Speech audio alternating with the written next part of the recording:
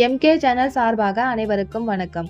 இந்த ஒரு நாளில் நாம் செய்யும் சிறிய செயலும் கூட நம்முடைய வாழ்நாள் முழுக்க பலன் தருமாம். அப்படி ஒரு அதிசய நாள் தான் அக்ஷய திருதியை. இந்த நாளின் ரகசியம் என்னன்னு பார்க்கலாம் வாங்க. அட்சய திருதியை என்பது சித்திரை மாத வளர்பிறை திருதியை நாளில் கொண்டாடப்படும் மிகவும் புனிதமான நாள். அட்சயம் என்றால் தேயாதது, குறையாதது என்று பொருள். அதாவது குறையாத செல்வத்தையும் மகிழ்ச்சியையும் அளிக்கும் நாள். இந்த ஆண்டு 19/4/2026 ஞாயிற்றுக்கிழமை அன்று அட்சய திருதியை கொண்டாடப்படுகிறது. அட்சய திருதியை அலப்பிய யோகத்தில் சேரும். ஆகவே அரிதான அட்சய திருதியை தவறவிட்டால் பிறகு ஒரு வருடம் காத்திருக்க வேண்டுமாம். அட்சய திருதியைக்கு இன்னொரு காரணமும் சொல்வாங்க. அதாவது அடிபடாத இரண்டாக உடையாத முழு அரிசிக்கு அட்சதை என்று பெயர். அட்சதையால் அட்சயனை அதாவது மதுசூதனனை வணங்குவதால் இந்த திதிக்கு அட்சய திருதியை எனும் பெயர் அமைந்ததாக சொல்கிறது புராணம். இந்த அட்சய திருதியை தினத்தை சமணர்கள் அட்சய தீட்ச் என்று அழைக்கிறார்கள். இப்போது நாம் அட்சய திருதியை அன்று நாம் செய்ய வேண்டிய பூஜை முறைகள் பற்றி பார்க்கலாமா? அன்றைய தினம் அதிகாலையிலேயே எழுந்து குளித்துவிட்டு பூஜை அறையில் கோலமிட வேண்டும். அதன் மேல் ஒரு மணப்பலகையை போட்டு அதற்கு மேலே வாழை இலை ஒன்றை வைக்க வேண்டும். இலையின் நடுவே கொஞ்சம் பச்சரிசியை பரப்பி அதன் மேல் ஒரு சொம்பில் நீர் நிரப்பி மாவிலை மஞ்சள் தடவிய தேங்காய் வைத்து கலசமாக்குங்கள். கலசத்திற்கு அருகே ஒரு படி அல்லது ஒரு டம்ளரில் நெல் நிறைத்து வையுங்கள். கலசத்திற்கு பொட்டு பூ வைத்து லட்சுமி நாராயணர் படம் இருந்தால் அதனையும் அலங்கரித்து அதன் பக்கத்தில் வையுங்கள். பின்னர் குத்துவிளக்கினை ஏற்றி வைத்து மஞ்சளில் பிள்ளையார் பிடித்து வாழை இலையில் வலப்பக்கமாக வைக்க வேண்டும். நீங்கள் புதிதாக வாங்கிய பொருளை கலசத்தின் முன்பாக வைக்கலாம். விலையுயர்ந்த பொருளாகத்தான் இருக்க வேண்டும் என்பதில்லை. அக்ஷய திருதியை நாளில் எல்லோராலும் வாங்க முடிந்த பொருளான உப்பை வாங்கி வைத்தாலே போதும். அஷ்டலட்சுமி கடாட்சம் உங்கள் வீடு தேடி வந்துவிடும்.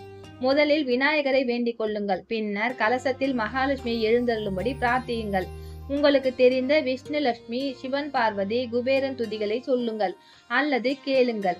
குசேலரின் கதையை படிப்பது, கேட்பது, சொல்வதும் சிறந்தது. பின்னர் அவரவர் வழக்கப்படி தூப தீப ஆராதனைகள் செய்யுங்கள். இந்த பூஜையில் அவல் பாயசம் அல்லது சர்க்கரை கலந்த பால் பாயசம் நிவேதனம் செய்வது மிகவும் சிறப்பு.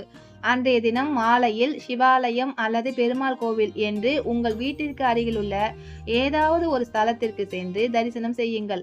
அதற்கு பின்னர் மீண்டும் வீட்டிற்கு வந்து தீப தூப ஆராதனை கலசத்திற்கு செய்துவிட்டு கலசத்தினை வடக்கு பக்கமாக நகர்த்தி வைக்க வேண்டும்.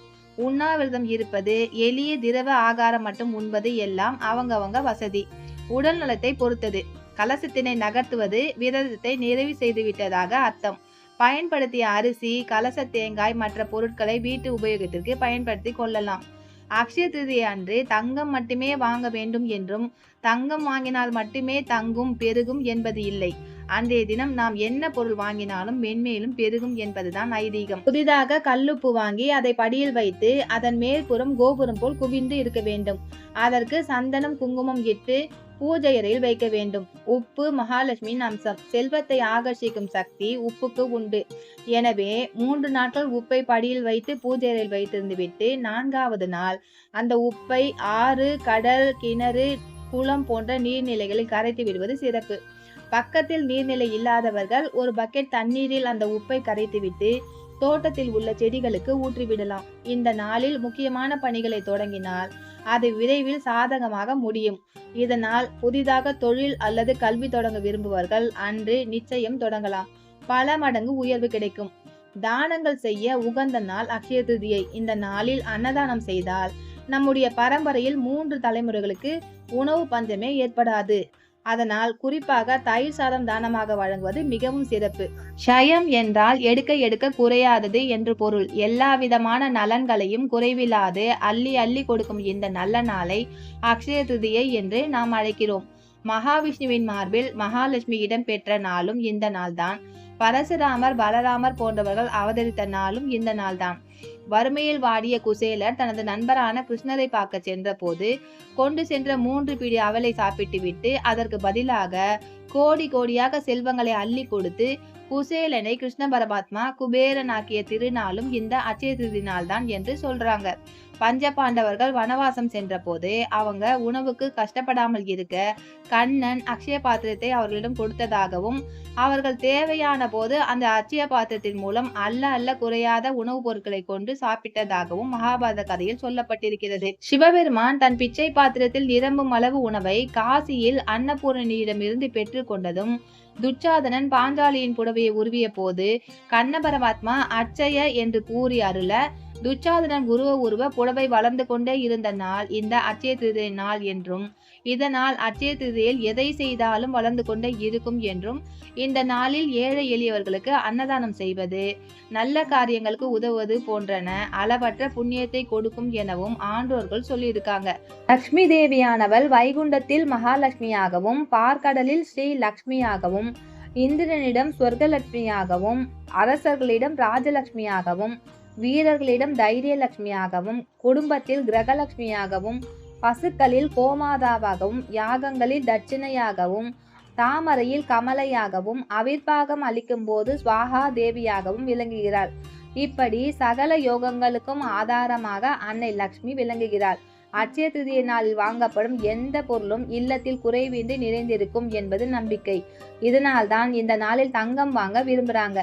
ஆனா விலையுயர்ந்த பொருளை எல்லாரால வாங்க முடியாது இல்லையா? அதற்காக மனம் தளர வேண்டாம். உப்பு, அரிசி மற்றும் தேவையான ஆடைகள், ஏதாவது ஒரு சிறு பாத்திரம் என எதை வேண்டுமானாலும் வாங்கலாம். துளசி செடி, மஞ்சள் போன்றவற்றையும் வாங்கலாம். அட்சய திருதியை நாளில் தானம் செய்வது சிறந்தது. ஏழைகளுக்கு அன்னதானம் அளித்தால் செல்வ வளம் பெருகும். பழ வகைகளை அளித்தால் உயர்ந்த பதவி கிடைக்கும். வெயில் வெம்மை தீர குடை, விசிறி, காலணி வழங்கினால் இன்ப வாழ்வும் உண்டாகும். ஆடை தானம் செய்ய ஆரோக்கியம் கூடும். தாகம் தணிக்க தண்ணீர், மோர் வழங்கினால் கல்வி வளர்ச்சி பெருகும். தயிர் தானம் அளித்தால் பாவ விமோச்சனம் உண்டாகும். தானியங்களை வழங்கிட விபத்து, அகால மரணம் நேராது.